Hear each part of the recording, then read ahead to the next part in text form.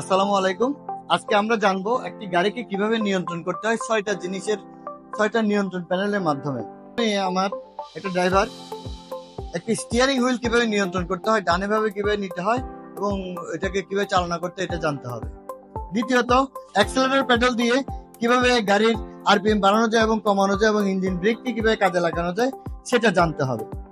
দ্বিতীয়ত আসতেছে আপনার ব্রেক প্যাডেলের দিয়ে আপনি গাড়ির গতি কিভাবে কমাবেন এবং গাড়ি কিভাবে দাঁড় করাবেন সেটা সম্বন্ধে জানতে হবে।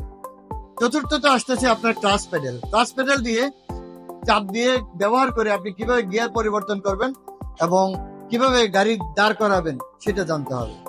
গিয়ার লিভার, পঞ্চমত হচ্ছে গিয়ার লিভার দিয়ে আপনি গাড়ির গতি বিভিন্ন সময় বিভিন্ন গতিতে চালনা করতে গেলে গিয়ার লিভার প্রয়োজন হবে, সেটাকে ব্যবহার জানতে হবে। এবং ষষ্ঠ যেটা হচ্ছে ইমার্জেন্সি ব্রেক অথবা পার্কিং ব্রেক, এটা হচ্ছে গাড়ির নিয়ন্ত্রণে গাড়ির সিকিউরিটি কাজ করে এবং গাড়িকে স্থির রাখে। গাড়ির ড্রাইভার যখন গাড়ি থেকে নেমে যাবে পার্কিং ব্রেক লক করে দিয়ে গাড়ি নামবে এবং যখন গাড়ি আবার চালনা করার সময় গিয়ার দেওয়ার পর পার্কিং ব্রেক রিলিজ করবে।